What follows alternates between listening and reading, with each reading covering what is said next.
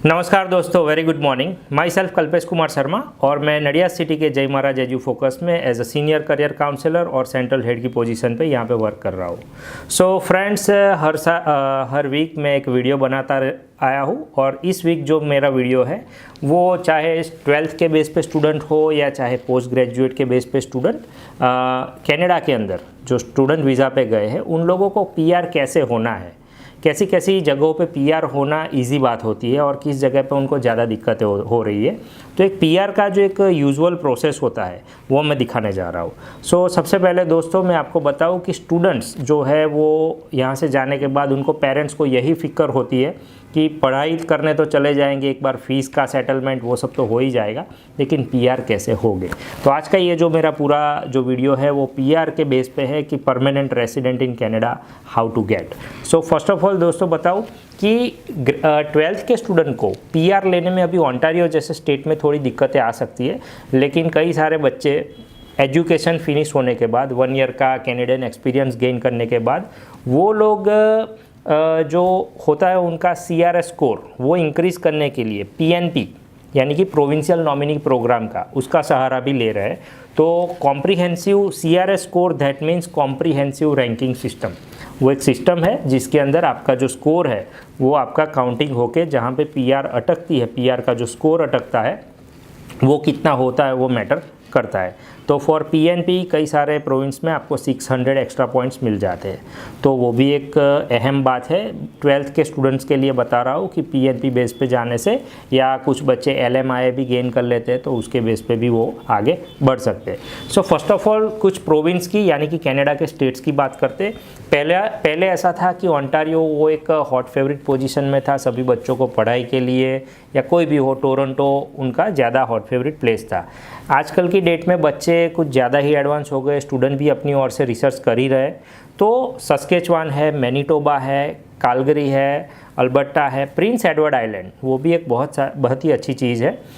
तो Prince Edward island में भी आप पीआर के बेस पे, और भी न्यू ब्रुंसविक है, तो ऐसी जगहों पे आपको पीआर इजीली, या ऐसा माना जा सकता है कि ओंटारियो से थोड़ी कम दिक्कत पे आपको पीआर यानी कि परमानेंट रेसिडेंसी गेन कर सकते हो।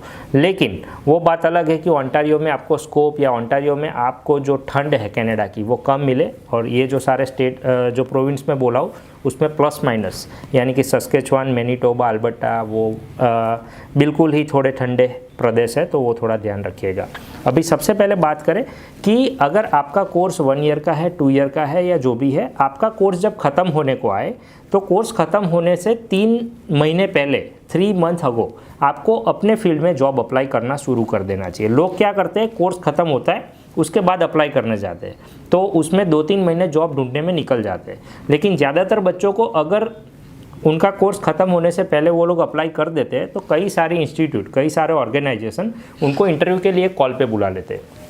एक बार आप इंटरव्यू कॉल में जाओगे तो वो पोटेंशियल HR या मैनेजर्स में वो बिल्कुल ही होता है कि ये जो बच्चा है अभी फ़िलहाल पढ़ाई ही कर रहा है, लेकिन उसमें वो कैपेसिटी बिल्कुल ही है कि वो ये जॉब कर पाएगा। तो हो सकता है वो जॉब आपको ऑफ़र हो जाए, और जब तक आपका फाइनल सर्टिफिकेट हाथ में आ जाए तब तक आपको वो जॉब ऑफ़र भी मिल जाएगा। तो ऐसी चीज़ें हमेशा एडवांस में करने को रखिए ताकि आपकी जो बाद में आने वाली प्रॉब्लम्स है वो पहले से आपका सॉल्व हो जाए। तो एक ये भी बात है, तो एप्लीकेशन कर दीजिए बिल्कुल ही 2-3 months ago in your field job, right. Field job में अप्लाई करने के बाद आपको एक एक्सप्रेस एंट्री क्रिएट करना पड़ेगा कि create your express entry profile. Express entry profile करने के बाद क्या रहेगा कि आपको जिस फील्ड में जॉब है स्टडी की है उस फील्ड में आपको 1 years of Canadian work experience gain करना पड़ेगा। वो आपको पीआर लेने में बहुत ही अच्छे पॉइंट्स भी दिलाएगी और आपकी जो एलिजिबिलिटी है वो भी ज़्यादा बढ़ा देगा। तो आपको कैनेडियन वर्क एक्सपीरियंस चाहिए, तो कैनेडियन एक्सपीरियंस क्लास कैटेगरी में आप चले जाओगे अगर ये 1 ईयर का आपका एक्सपीरियंस है तो कैनेडियन एक्सपीरियंस क्लास कैटेगरी में जाने के बाद आपको जिस जॉब में आपने 1 ईयर या जो फुल टाइम जितना भी आपका वर्किंग क्राइटेरिया था, वैसे 1 year full time 1 week full time 30 hours to 40 hours भी कंसिडर कनाडा कर रहा है। ऐसा नहीं है कि 40 घंटे ही फुल टाइम बोला जा सकता है, कहीं पे मैंने भी देखा है कि 30 to 40 hours of work is considered as a full time, right. So आपका ये जो 1 साल का एक्सपीरियंस है उससे आपको कैनेडियन एक्सपीरियंस क्लास कैटेगरी में आपको जगह मिल सकती है। ये होने के बाद आपका जो वर्क एक्सपीरियंस है, तो वर्क एक्सपीरियंस आप कैसे प्रूव करोगे? तो वर्क एक्सपीरियंस जो है वो कनाडा का, वो आप क्या कर सकते हो कि एक रेफरेंस लेटर लेना बनता है, एक पे स्टब लेना बनता है, और T4 करके भी एक चीज़ होती है। तो सबसे पहले reference letter. What is reference letter? Reference letter कौन दे सकता है? रेफरेंस लेटर आपकी कंपनी का मैनेजर, आपका ह्यूमन रिसोर्स मैनेजर या ऑथोराइज जो भी आपकी एजेंसीज है वो आपको दे सकती है। तो उसमें क्या आएगा? रेफरेंस लेटर में सबसे पहले आपका पूरा नाम, आप कौन सी पोस्ट पे काम कर रहे हो, कब आपने ड्यूटी ज्वाइन किया था, कितने साल से काम कर रहे हो, आपका एवरी वीक आपको कितना आवर्स जॉब मिल रहा है, और अगर आपने कोई प्रमोशन लिया है तो वो भी होगा, और सबसे नीचे मैनेजर्स या HR के सिग्नेचर्स और उनका स्टैम्प रहेगा। इसमें आपकी पूरी वर्क ड्यूटीज़, जॉब रोल्स सब कुछ आ जाएगा। तो that is called as a reference letter. दूसरा, ये जो वर्क एक्सपीरियंस आप प्रूव कर दोगे, उसके बाद आएगा आपका ECA। ECA means educational credential assessment. ये जो एजुकेशनल क्रेडेंशियल असेसमेंट होता है वो टोटल कनाडा के अंदर 5 ऑर्गेनाइजेशंस है जो आपको एक्सेप्ट करता है, यानी कि आपके जो एजुकेशनल डॉक्यूमेंट्स हैं उनको वेरीफाई करने के लिए टोटल 5 ऑर्गेनाइजेशंस है। इसमें से सबसे फेमस है WES और IQAS।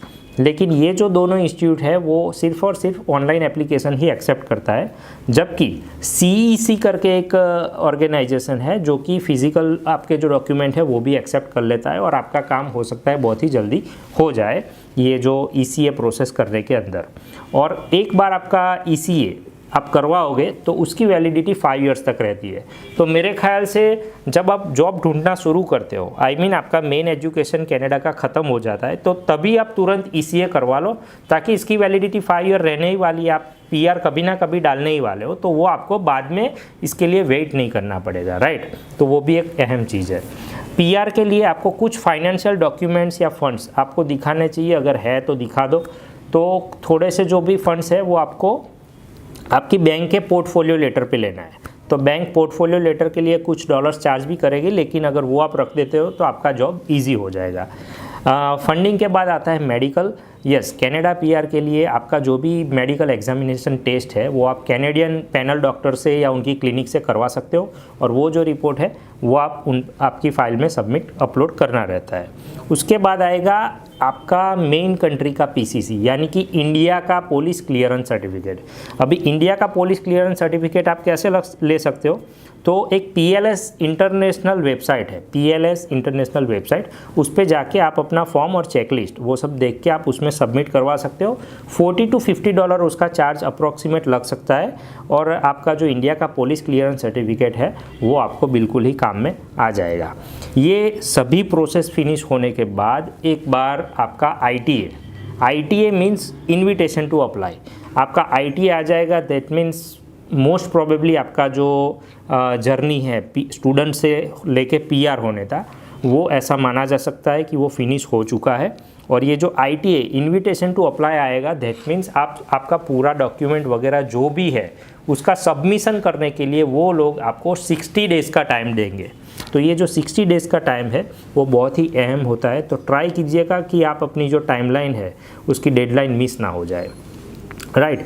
एक बार सबमिशन हो जाने के बाद आपका फाइनली COPR आएगा। COPR means confirmation of permanence residency. जिस दिन ये लेटर आपको मिल गया, मान लो आपकी जो PR होने का जो कनाडा का ड्रीम है वो ड्रीम आपका फिनिश हो जाएगा, यानी कि कैनेडियन PR आप हो जाओगे। तो PR होने के बाद आपको अपना जो फ़ोटो है उसके साथ आपका जो ये COPR लेटर है वो अपलोड करना रहता है। फ़ोटो अपलोड करके COPR लेटर अपलोड करोगे तो कैनेडियन गवर्नमेंट आपको स्मार्ट कार्ड यानी कि PR कार्ड भी आपको भेज देगी। तो ये भी एक बहुत ही ज़रूरी बात है। तो दोस्तों, ये जो पूरा प्रोसेस है, ये पूरा प्रोसेस स्टेप बाय स्टेप करने वाला प्रोसेस है। तो अभी से माइंड में रखिएगा, हो सकता है अभी आप स्टूडेंट हो लेकिन PR होने में अभी बहुत ही टाइम है, या तो हो सकता है आप अभी वीडियो देख रहे हो, जब भी आप PR अप्लाई करोगे उस टाइम तक शायद कैनेडियन गवर्नमेंट 2-3 बार या एक बार भी अभी कैनेडियन गवर्नमेंट जो है उनके लॉज है, करंट लॉज है, उनमें चेंजेस ला सकती है इमिग्रेशन लॉज में। So please stay tune with us. हम फेसबुक, इंस्टाग्राम और यूट्यूब पे भी है। यूट्यूब पे ये जो हमारा चैनल है, एवरी वीक हम एक वीडियो अपलोड कर रहे हैं। अगर आप चाहते हो कि कोई स्पेशल टॉपिक पे मैं कल्पेश कुमार शर्मा अगर वीडियो बनाऊँ तो आप हमें बिल्कुल ही कमेंट करके बता सकते हो। Thank you so much, have a nice day, bye bye.